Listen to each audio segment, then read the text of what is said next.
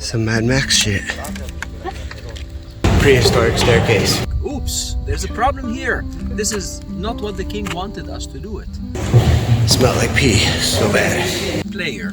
He was called Giovanni Belzoni. Look, and there's a little miniature. The space between any two stones is very precise. You cannot pass a razor blade in between some stones. I don't want to step on history. Can you imagine getting up to there and be like, oops? Oops, we did a mistake. I bet you ain't walked the red pyramid staircase. I think it would be very easy for you to understand what we're talking about here, because we spoke about assumptions of building a pyramid, straight ramps or actually spiral ramps or whatsoever. But the problem here with this pyramid, actually, it's the process itself that went into two different stages. That first of all, they planned in 2600s before Christ to build this pyramid, actually, which was the pyramid for King Senefru from the 4th dynasty, historical dynasty, to modify the idea of the steppy-shaped pyramids that are found like Saqqara pyramid that preceded that with 100 years. And then all of a sudden, when they started with like a very wide angle of elevation, which was 54 degrees and 19 minutes. After a while, after reaching almost 155 feet high, they ended up to a big oops, there's a problem here. This is not what the king wanted us to do it. Because if we keep up building and building and building and building, we'll end up for the four sides to meet in sky. And that's what was not what he was planning for. So the best thing to do it then is either not to lose time, not to lose the effort and the money that was paid for this. So we have to do it in a proper way. How to make it? Let's amend the angle of elevation. Let's minimize the angle of elevation. So here they deducted a little bit from that, and they actually deducted 11 degrees less. So instead of doing that over 54 degrees, 19 minutes, they went down to 43 degrees only. It ended up the structure to be a pyramid, a rhomboidal in shape, or bent in shape. That's why they call it the bent shape pyramid or the bent pyramid. It is considered to be as a very good example for how the outer casing smooth layers can be seen. It's the most, I would say, preserved, that one of pyramids that's still having this smooth outer casing layer. Let's approach it and I will talk about how it is. Okay. And by the way, this is, you can see this uneven shaped pyramid. Yes. That's another one, but it came much later, which is known as the pyramid of King Amun-al-Had II from the 12th dynasty, approximately about 1900s before Christ. At that time, the Middle Kingdom was politically and economically the period where the kings of Egypt were more concerned about economical development than religious development. The Old Kingdom was the value of the king as a god on earth and all of that, so pyramids were that gigantic. But economically, the Middle Kingdom was a period of the developing period. The quality of the pyramid was just to build the interior of the pyramid, or the core of the pyramid, to be in mud bricks, and the exterior parts to be in stone. So cool. So most of that collapsed, and this is part of the interior part. So we can call it also the ice cream chocolate scoop pyramid. When it's just fresh lit up, I mean, it's just like a brown scoop, in other words. Interesting. This is the ground level.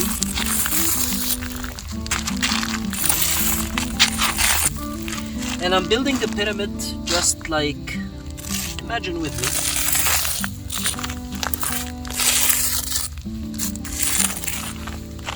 Dividing this into blocks.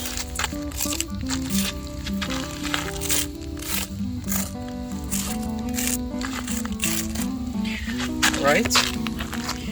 So the outer casing, that's the interior core of the pyramid. Blocks next to each other on a 3D way by somehow. And now for the outer casing layer, it's nothing but an extra added right angle triangular piece of stone to be inserted into the gaps in between every two vertical blocks. In other words, this is one block.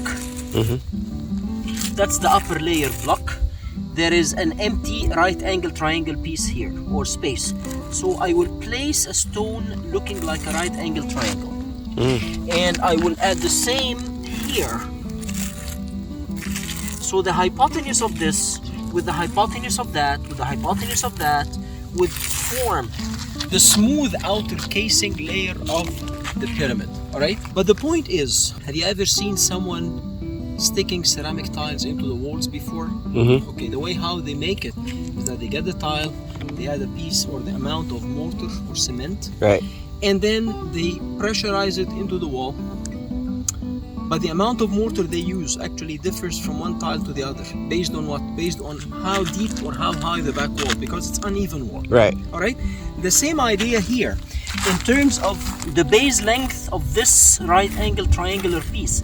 Let's say this is about 3 centimeters, but this would be like maybe 2, because the final block is a bit exteriorly located. But this one is more interiorly located, so this would be longer base than this.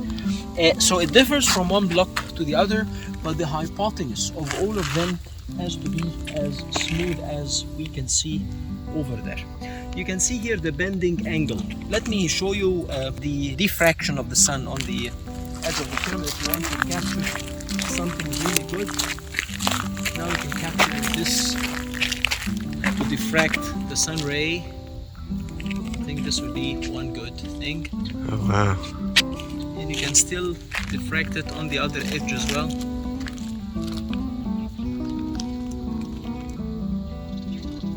Alright. By the way, this pyramid was first discovered in 1813 by an Italian circus player. He was called Giovanni Belzoni.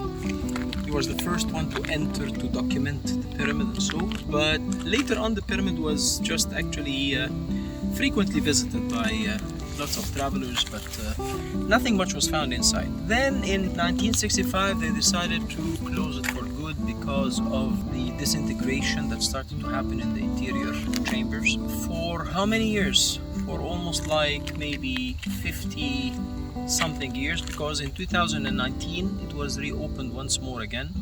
The interior design of this bent pyramid is just like a solid structure and just had a very steep shaft going down to more than 420 feet deep into the bedrock. And the elevation of the entrance, maybe it goes up till like maybe 35 feet from the other side, from the northern side of the pyramid, and then from there you descend into the bedrock something like almost 400-ish feet plus or minus. So it's a killer. That's why we always recommend visitors and our guests to explore the Red Pyramid more than just getting into this. But the question is, they built this, and this what not the king exactly wanted. So that what initiated their idea to build the other one, which is the Red Pyramid over there, that we're going to have the opportunity to see it later on. But now let's go around this because there are lots to see in the back area. Okay. I believe all what we're walking on is the fragments of the limestone blocks that fell down from this pyramid, from the outer facing layers. So I believe we are walking on this floor now.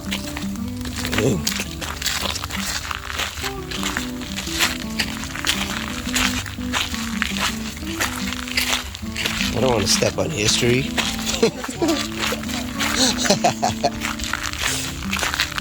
There will be a bit of a surprise for you just in a minute.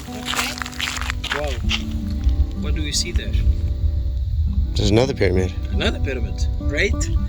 And on this spot specifically, where we are, you can see that the two sides are parallel to one another. And I'm talking here the bottom part of the big pyramid to that small one.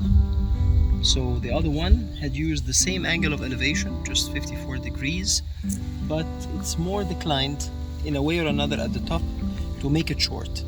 That pyramid, it's known as the Queen's Pyramid. Like what we saw earlier in Giza about the Queen's Pyramids, which are used for the burials of the other female members of the royal family, like the Queen, the daughters, or whoever. Academic-wise, these kinds of pyramids, like all the pyramids of Egypt when they were discovered fully looted by early tomb robbers. And by the way, if we say that the pyramids of Giza dated back to the Old Kingdom or the Middle Kingdom, I'm talking anything from 2700s before Christ up to almost like maybe 1900s, 1800s before Christ. Okay. Later on, the ancient Egyptian kings found out that what they are building, it's a loss of money, time, and that's because it's like a clear invitation to the tomb robbers to see them anywhere to rob what's in there. And therefore, none of the pyramids had anything inside when the pyramids were discovered. Therefore, they started to change the process and hiding their tombs, like cutting the tombs like in the Valley of the Kings in Luxor.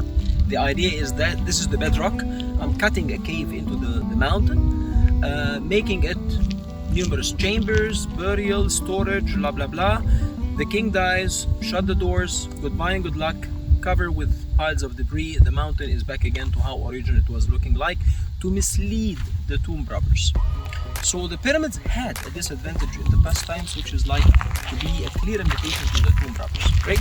From here also there is something as an important observation when you see any of the pyramids, that when building any pyramid, the interior of the pyramid was uneven shaped blocks. It's only about the smooth outer casing layer. Therefore, even at Giza pyramid or at this red pyramid or even here, which is the best example to tell, is that the size or the shape of the inner blocks differed from one to the other. Alright? So I cut the stone random from the quarry. I shape it here as much as possible to be a cuboid in shape. And then what determines is the smooth outer casing layer. This is the must to be even shape. And that is according to the process I just explained you a minute. Mm-hmm. Right?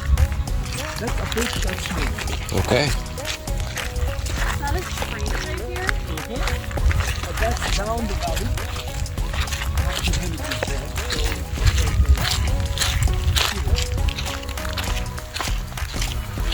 Some observations we can observe by coming to this point here is that any pyramid in Egypt had its entrance put on its northern side, the side that points the north, and that's simply because we said that the ancient Egyptians believed in a star, which we call it now Sirius, that star that shows up to the most bright condition or situation on the 21st of June, which is the beginning of summer, which is the beginning of the cycle of the sun god to revive again once more again.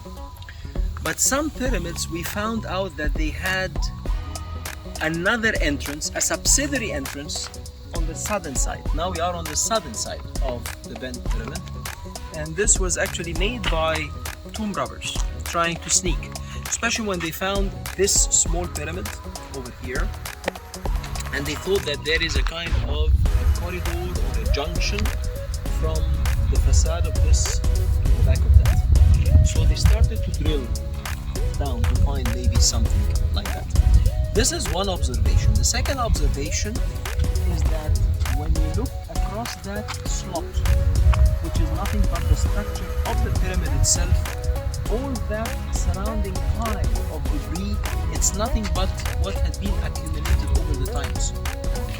And this is how the archaeological sites in Egypt were looking up till maybe the beginning of the 20th century. Okay?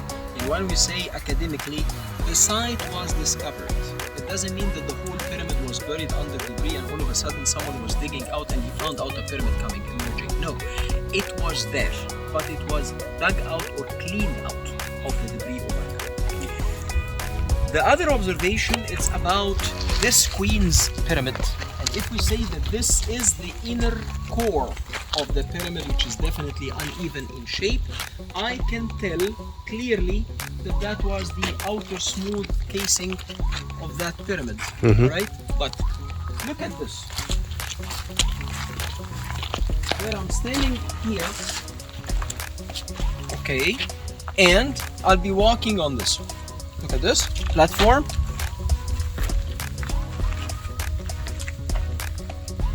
What does it look like? Looks like a pathway.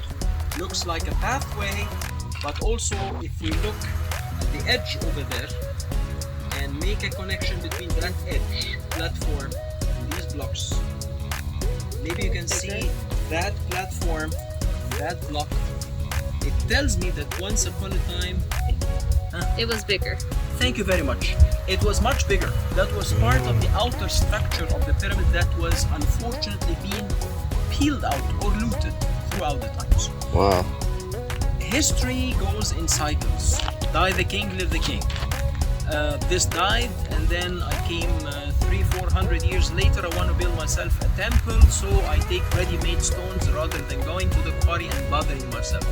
So many of the ancient archaeological sites around the world have been affected with this, and therefore this has been peeled out, like what I showed you earlier also in Giza, that there is much of the Great Pyramid of Giza being looted. Alright, but you can still see the precision in cutting the stones. That's to say that at some points the space between any two stones is very precise. It's very actually nicely cut, right? Sometimes you cannot pass a razor blade in between some stones. Wow. Right? And because most of the wind comes in Egypt north to south, so when it rains, which is very scarce in Egypt, this might have been a water erosion because of rain comes this way. But if you go around the back sides, you never see. Like that southern side of the bent pyramid, you cannot see any water erosion by any means. Yeah, yeah. Right? Okay. Come on.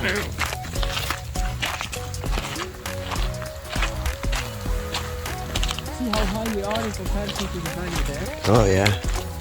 So we are at a very high elevation. Is that all the palm trees? Pardon me? Yeah, that's not the scenery. I'm going to stop it for the palm trees. That will be in Saqqara, which is very close to the vegetation. So you can capture a very good shot Okay. even from the air. From high elevation.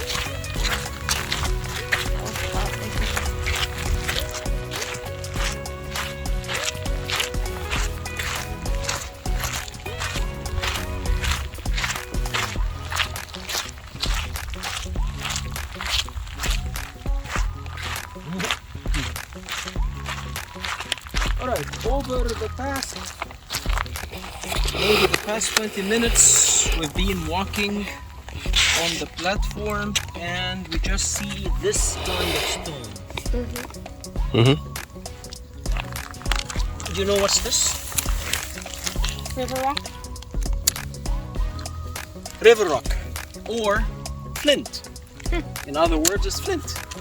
And it tells from the name that it's either found on riverbeds and also ocean beds. So what does this mean? It means that once upon a time this desert was the ocean bed millions of years ago, and the proof actually was discovered in 1999, 65 miles to the southwest of Cairo, in the middle of this endless Sahara desert. They discovered a dry valley, was given the name as Wadi al-Hitan in Arabic. Wadi is dry valley, Wadi. Al-Hitan means the whales. So the Whales Valley. What's in the Whales Valley? They discovered humongous skeletons of whales, almost like 340 plus skeletons of whales. One type of them is the Tyrannosaur whale, which is almost about 50 something feet long. And that was announced as a human heritage site by the UNESCO, and a museum was opened there. Since 2005 it's known as a human heritage site, or announced as a human heritage site, and it proves that our desert, or the north part of Africa, was a seabed 42 to 40 million years ago, according to the studies of the age of these vertebrae, the backbones of the animals. And on the same time, it proves that the Indian Ocean, the Mediterranean, the Atlantic Ocean were one unit once upon a time. So most of Africa was underwater millions of years. And then water retrieved back into all that. Right? That's a good shot also for showing the red pyramid in here in comparison to this bent pyramid. And also it shows here the changing angle point of this bent pyramid from the wide angle to the acute angle. Yeah, just can you imagine getting up to there and be like, oops. Oops, we did a mistake. The problem is that this was the very first time with know-how, or actually with zero know-how about how to build a real pyramid, because their only experience before then was the step pyramid that we're going to see when we go to Sahara. They didn't know how to make it, but they learned the lesson well. I mean, it's still held up to this day, so they did something right.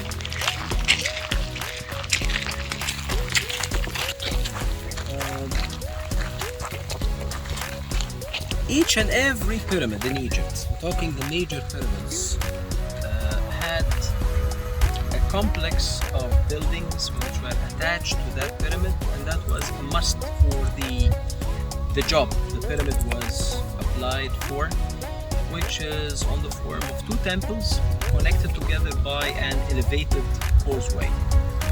One temple goes downhill, as we are on an elevation now, so one temple goes downhill to the vegetation of the Nile Valley, and therefore in the modern times they call it the Valley Temple. But the role of that Valley Temple was to do the process of mummifying the king's body, right?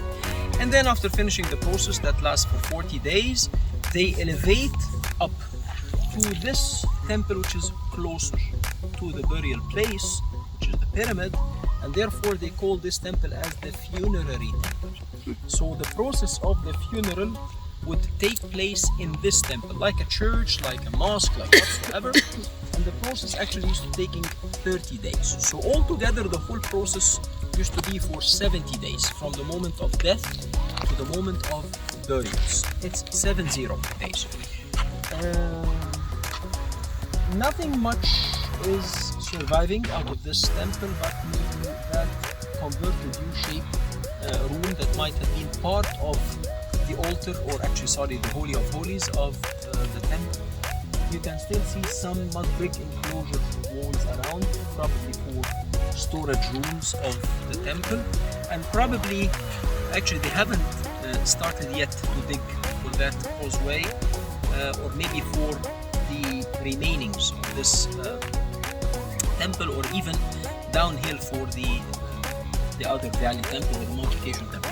But the only pyramid in Egypt that has its complex of temples very clearly seen is the second pyramid in Giza, which is for King Khafre, the builder of the pyramid, or the second pyramid. That also the Sphinx is belonging to that second pyramid, and therefore the Sphinx is enclosed by its valley temple, as we've seen there when we went to Giza earlier. Look at the edge here. Look at the changing angle point as well. Oh yeah. It's very clear, especially its very smooth outer casing point. You can tell about it.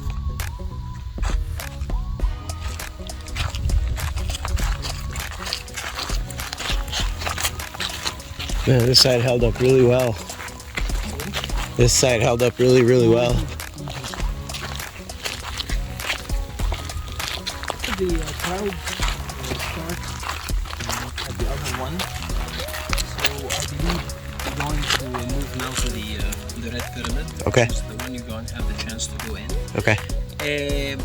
As I said, in this one, it's only a bit of an elevation, then you start, boom, going down steep and steep and steep up the bedrock, almost like 400-ish, 20 feet to the bedrock. It's crazy. Which is a killer way up. Way back it's a killer. The other one, it's more advanced in interior design because it looks like your house's inner staircase.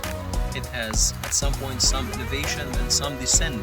So they showed sophistication in misleading the tomb robbers, as you're going to see that when you go in. Okay.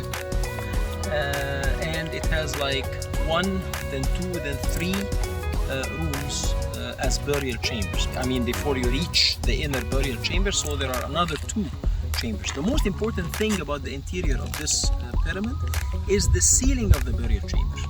The Red Pyramid's burial chamber ceiling, it's made in a very high quality, advanced architectural way, where they place the stones in a corbelled style. What does it mean, corbelled style?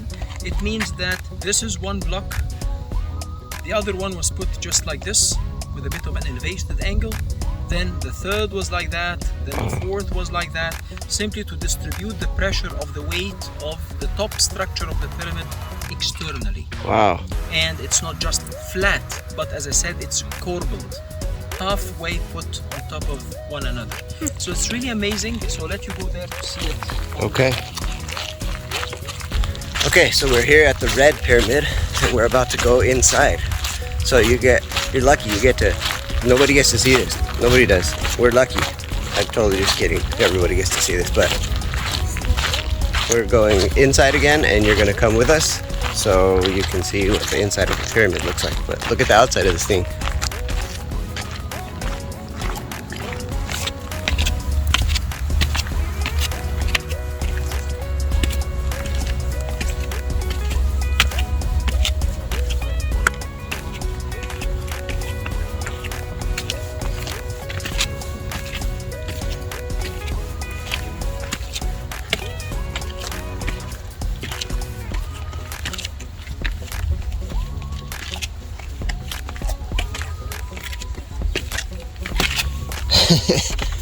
Started with sore legs, we're gonna finish with sore legs.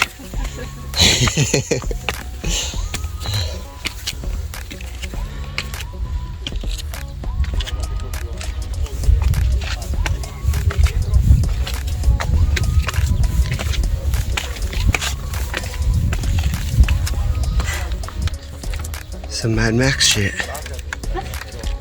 Mad Max. Fire burning.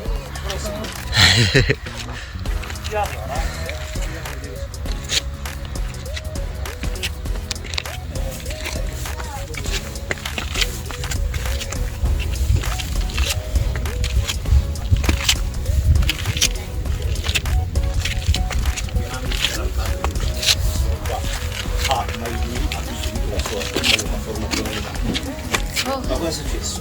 Qualche anno dopo, in vita del figlio, è comunicata la sua tomba, è comunicata la sua piave. E da lì c'è appunto il successore qua, il sinistro, aveva già cominciato a costruire la sua piramide, la prima, quella lì che andiamo a vedere, originale, abbiamo già scritto questa qui, che aveva lo stesso angolo di inclinazione come quella del Battery. A metà costruzione era crollata quella lì del Battery, allora andando avanti così, quella costruzione per forza, l'altra, quella lì rompidario, deve essere crollata. E per evitare questo fatto hanno cambiato l'angolo di inclinazione sull'altra piramide, quella lì che andiamo a vedere dopo. E di conseguenza il frutto è stato dalla terza alla sesta dinastia che il re era considerato come lui sulla From the United States. di conseguenza tutte Thank you. Shukran. sono state Ready? Yeah. Oh, you're supposed to go first. Okay. Word easy, watch your head. Okay. Okay. Oh yeah.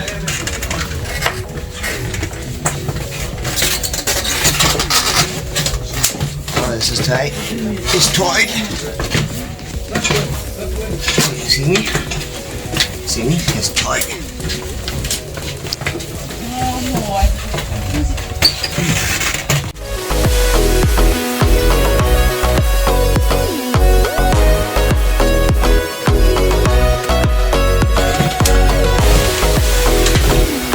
I can feel the burn in my legs. It's burning. It burns.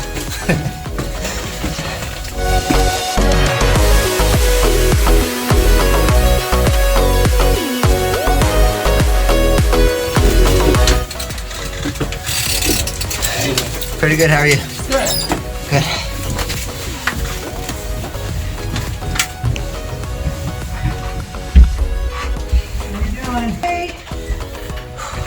Just taking my time so I don't slip.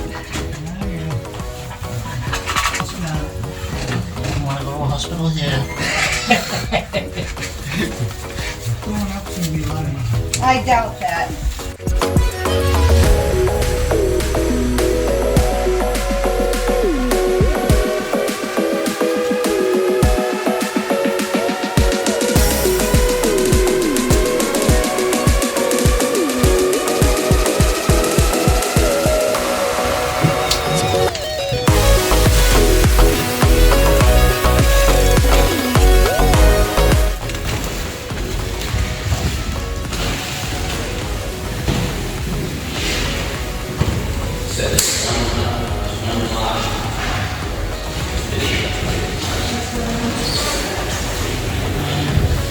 All these lines you're seeing, not the darker lines, but the grooves, those are all the chip carving when they were making these stones. But look at this. Look at how tight those seams are.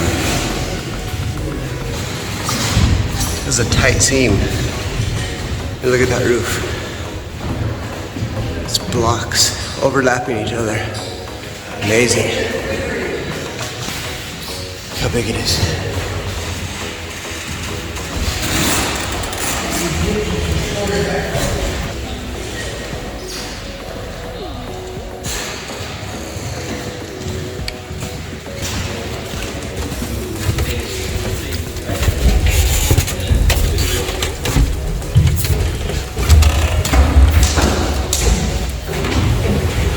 Room number 2. Again with the weight distribution overlapping stone.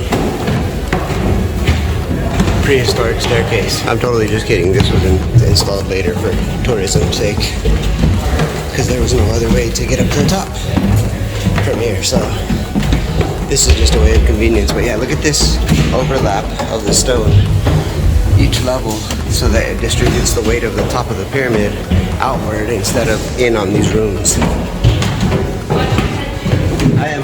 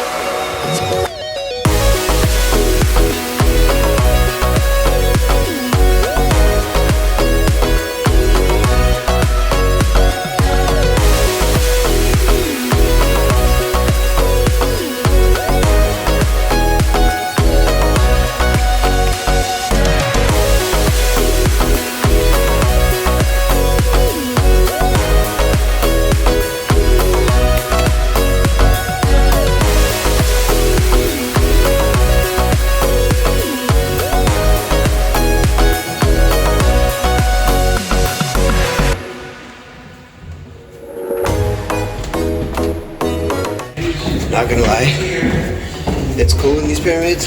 It's not as high as you think on this one, but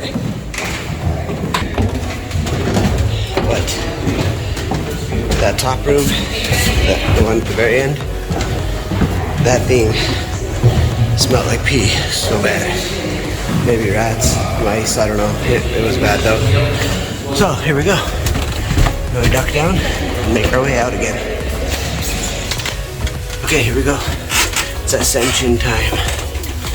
Just gonna nice and slow so I don't feel the burn. Did you hit your foot? I hit my back. Oh. Oh. Okay, here we go.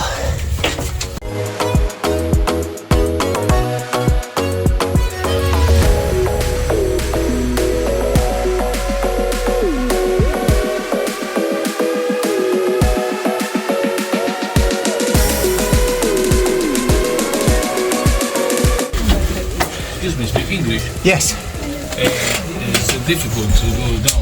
it's a little difficult. It's pretty far. How long the trip? 10 minutes. 10? To visit all? Yeah. 10 minutes? Yeah. Oh, 10 minutes. Excuse me. Coming your way, babe. Pardon me.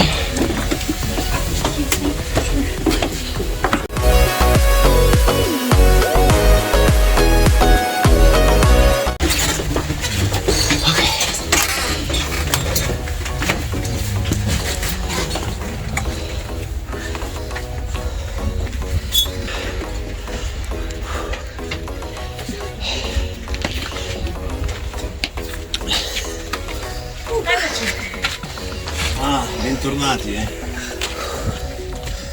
Come è andata? Prego, fondate. Bellissimo. Bellissimo. Abbiamo un tè? No, grazie. Bellissimo. Un po' di scesa. Dai la discesa. No, I got it. Oh, that please. It does. Now, the great staircase of the Red Pyramid. Peter better have that air on.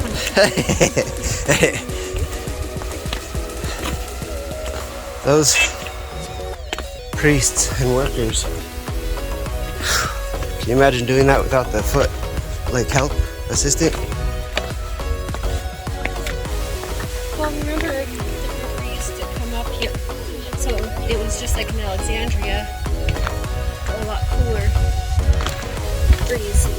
Well, I meant as far as climbing down that shaft with nothing to stop you from sliding, especially with They had something. a coffin or something. It was different then. They just put it at the top and let it slide. Yeah. Bye. It's the king's final ride. Okay, to be fair, my legs are not burning anywhere near as much as they were in the first pyramid. Maybe I've built some muscle. Or you learned from your last mistake. Or I listened to you. Yeah, you learned from your last mistake. Yeah, I did that. Do you want to jump the wall right here and walk that way? No. Okay. We're walking the entire Red Pyramid staircase. Every single step of it. I bet you ain't walked the Red Pyramid staircase. Look, and there's a little miniature. Okay, we did it. We did good. All joking aside though, these things in person are just crazy big. So when you see them in pictures and videos, including my videos, it's not going to do the justice that like being in person and seeing them does, because they're just, it's crazy. It's mind-blowing. So definitely, if you have time and can save up a little bit of money, plan a trip to Egypt. Come see all the stuff. But definitely book through a well-established travel agent. And when I get back home, I'll be making like an overview video of the do's and don'ts and the recommendations that I would have personally. And I'll get some from Sarah and insert them on her behalf. But yeah, definitely worth the trip. Okay, let's continue. We still have to go to Memphis and not Elvis's blue suede shoes. All right.